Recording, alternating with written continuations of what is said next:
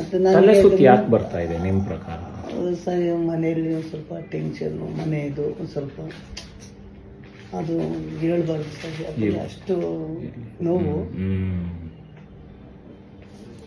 ನಂಗೆ. ಅದಕ್ಕೆ ಸರ್ ಮುಂದಿನ ತಿಂಗಳಿಂದ ಒಂದು ಸ್ವಲ್ಪ ನನಗೆ ಬೆಡ್ ರೆಸ್ಟ್ ಇದ್ದರೆ ನೀವು ಬರೆದು ಕೊಟ್ಟರೆ ಸಾಕು ಸರ್ ನನಗೆ. ಇಲ್ಲ ಶ್ರೀನಿವಾಸ್ ಅವರೇ, ಇದು ಏನು ಗೊತ್ತಾ, ನೀವು ಮನೆ ಬಿಟ್ಟು ಜೀವನ ಮಾಡೋಕ್ಕಾಗಲ್ಲ, ನಿಮ್ಮ ಕೆಲಸ ಬಿಟ್ಟು ಜೀವನ ಮಾಡೋಕ್ಕಾಗಲ್ಲ. ಆಗಲ್ಲ ಸರ್, ಜೀವನದ ಭಾಗ ಅದು.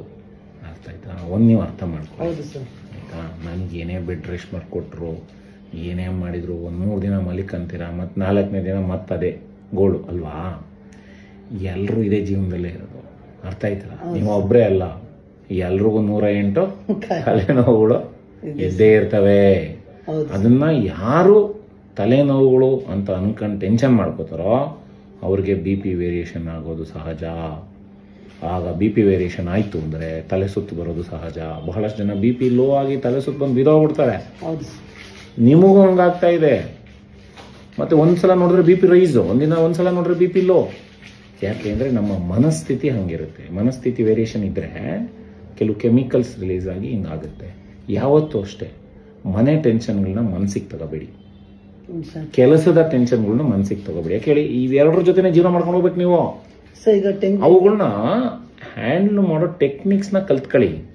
ಒಂದೊಂದಕ್ಕೊಂದೊಂದು ಟೆಕ್ನಿಕ್ ಇರುತ್ತೀ. ಇರುತ್ತೆ ಟೆಕ್ನಿಕ್. ನಿಮ್ಗೇನು ಗೊತ್ತಿಲ್ದಲೇ ಇರೋದೇನ್ರಿ? ಅಷ್ಟಿಲ್ದಲೇ ಇಷ್ಟು ವರ್ಷದ ಜೀವನ ಮಾಡಿದ್ರಿ ನೀವು. ನಿಮ್ಗಾಲ 52 ವರ್ಷನಪ್ಪ. ನಾನೇನೋ ಮಾತ್ರೆ ಕೊಟ್ಬಿಟ್ಟು ರಿಪೇರಿ ಮಾಡೋಕ್ಕಾಗಲ್ಲ. ಇವೆಲ್ಲ ಟೆಕ್ನಿಕ್ಸ್ ಇವೆಲ್ಲ ಅಷ್ಟೇ. ನೀವು ಏನೋ ಸ್ವಲ್ಪ ಏನು ಮಾಡಬೇಕು, ಒಂದು ಓವರ್ ಆಲ್ ಜನರಲ್ ಆಗಿ ನೋಡಬೇಕು. ಈ ಒಂದು ಸಮಸ್ಯೆಗಳಿಂದ ಹೊರ ಬಂದು ಜನರಲ್ ಆಗಿ ಇದನ್ನೆಲ್ಲ ನೋಡಿದ್ರೆ ನಿಮ್ಗೇನಾಗುತ್ತೆ, ಐಡಿಯಾಸ್ ಬರುತ್ತೆ. ಸೊ ಇದನ್ನು ನಾನು ಹಿಂಗೆ ಮಾಡಿದ್ರೆ ಹಿಂಗಾಗುತ್ತೆ, ಇದನ್ನು ಹಿಂಗೆ ಮಾಡಿದ್ರೆ ಹಿಂಗಾಗುತ್ತೆ. ನೀವು ನೋಡಿ, ಕೆಲ್ಸಕ್ಕೆ ಸ್ಕೂಲ್ಗೆ ಹೋಗೋದೇ ನನಗೆ ಟೆನ್ಷನ್ ಅಂತ ಹೇಳ್ತಾ ಇದ್ದೀರಾ ನೀವು. ಕಸುಬು ಸರ್, ಅದು ಕಸುಬು ಮಾಡಲೇಬೇಕು, ಜೀವನ ನಡೆಯಲ್ಲ. ಆಯ್ತಾ? ಇರುತ್ತೆ, ಇಟ್ಸ್ ಓಕೆ. ಎಲ್ರಿಗೂ ಟೆನ್ಷನ್ ಇರ್ತದೆ. ಆದರೆ ಸ್ವಲ್ಪ ಬ್ಯಾಲೆನ್ಸ್ ಮಾಡೋದನ್ನ ಕಲ್ತ್ಕೊಳ್ಳಿ. ಮನಸ್ಸಿಗೆ ತಗೋಬೇಡಿ, ಆರೋಗ್ಯ ಹಾಳು ಮಾಡ್ಕೋಬೇಡಿ. ಜೀವನದಲ್ಲಿ ನಿಮಗೆ ಆರೋಗ್ಯನ ದೇವರು ಭಾಳ ಚೆನ್ನಾಗಿ ಕೊಟ್ಟಿದ್ದಾನೆ.